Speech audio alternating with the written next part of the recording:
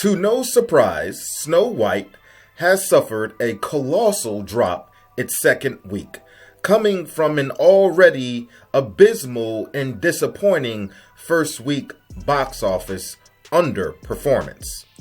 Many people building the courage to go watch this were offered no emotional support in the form of audience members while sitting in empty theaters. Snow White, 2 p.m., now seating. Let's see how empty it is. I hope it's off the woke we go. I hope. Sound like I hear a couple of people.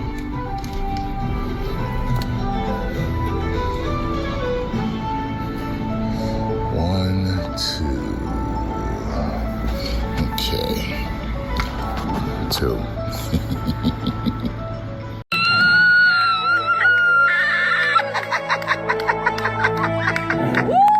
Well, we are coming down to the final days before Snow White releases, and if we take a look at some massive theaters, it's not looking too good. Here's one in the Metro DC area, Tyson's Corner, completely empty on a primetime Saturday. One of Utah's largest theaters at 5 p.m. and 7:40 p.m. on March 20th, both completely empty. The massive TCL Chinese Theater looking pretty rough right now. Not a lot of seats taken at all. And even the busiest theater in Montreal is not getting a lot of attention here either, with 1 seat taken. We take a look at some large theaters in Toronto, only 2 seats taken. Personally, I'd take my chances traversing Middle Earth to deliver a mythical ring to the top of a volcano through the forces of evil while being chased by the forces of evil. So, kudos to you all. I hope you like the movie. Different sources are reporting anywhere from a 67 to 70% drop for this film. Regardless to the percentage number, the point is a major drop, a major flop, confirmed, and there will be no comeback. Many people are calling Jason Statham's movie A Working Man and upset by overtaking this film. I get it. Considering the magnitude of Snow White, a Disney IP, one of the major blockbusters of the year with a major budget, yes, it should not be performing so badly and being overtaken by a movie like A Working Man in its second week. And no disrespect to that movie. It might be great. But a $15 million opening weekend should not be dethroning one of Disney's flagship titles in only its second week. On the other hand, I also don't really consider it an upset because I expected it to perform so poorly, considering the horrifying trailers, the creative decisions, and all the backlash and drama surrounding Zegler, and to a lesser degree Gal Gadot. For those of you who are not aware or familiar with that drama, in a nutshell, I got you, fam. Back in 2022, the Zegelmeister herself, Rachel Zegler, made comments bashing the original Disney classic Snow White, stating, quote, "There's a big focus in the original of her love story with a guy that literally stalks her. Weird. So we didn't do that this time," close quote. Rachel Zegler, I think everyone would have understood times have changed since 1937. It's a classic and piece of art, especially for its time. You can simply state what your film did differently without bashing the original for something that was not controversial during its time. At the end of the day, these remakes are banking on nostalgia, so attacking the original is far from strategic. Zegler also decided to push her politics into the public spaces, with the movie arriving in only a few more months. I'm not saying you can't express your views. I'm not saying you can't endorse your favorite politicians in freedom of speech, but understand what you say might come with backlash and will affect your professional career.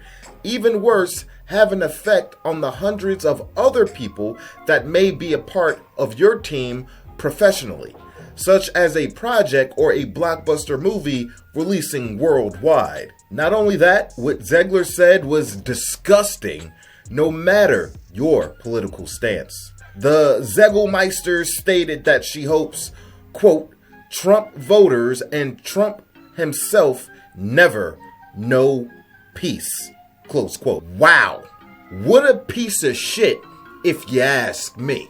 Considering that most of America voted for Trump and are Trump supporters, I can't imagine they would take too kindly to the movie you are starring in and would want to go support it.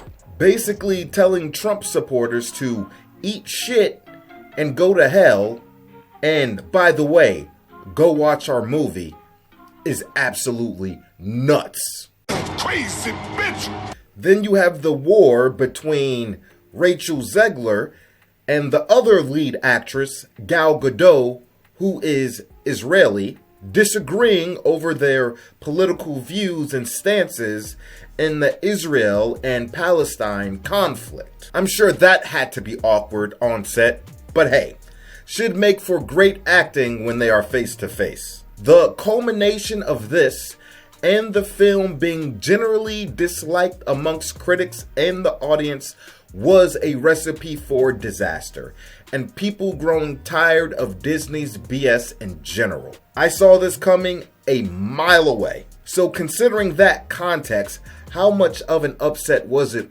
really? We have reached the point of no return. Well, we probably had hit that point before the film's release, but you get what I mean. There is no coming back from this. Now there is news of Rachel Zegler trying to sue Disney over the Snow White controversy and how it's affecting her professional life. Rachel Zegler, if people don't want to touch you anymore professionally, that has to do with your dumbass and your dumbass only. If it is in fact true, we can add victim mentality to her list of wonderful character traits. This movie is going to cause Disney a huge revenue loss. Likely well over $100 million easily. The movie cost over $250 million, and that does not include marketing.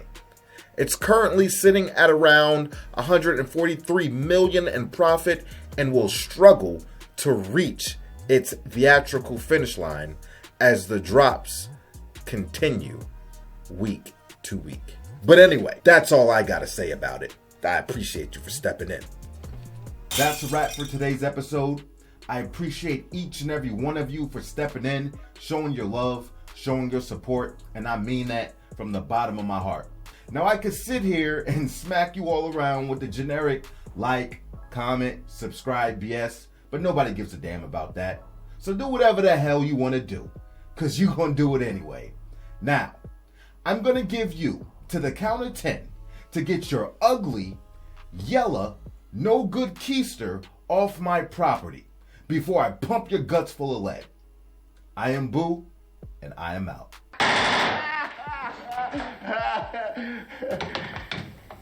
Keep the change, you filthy animal.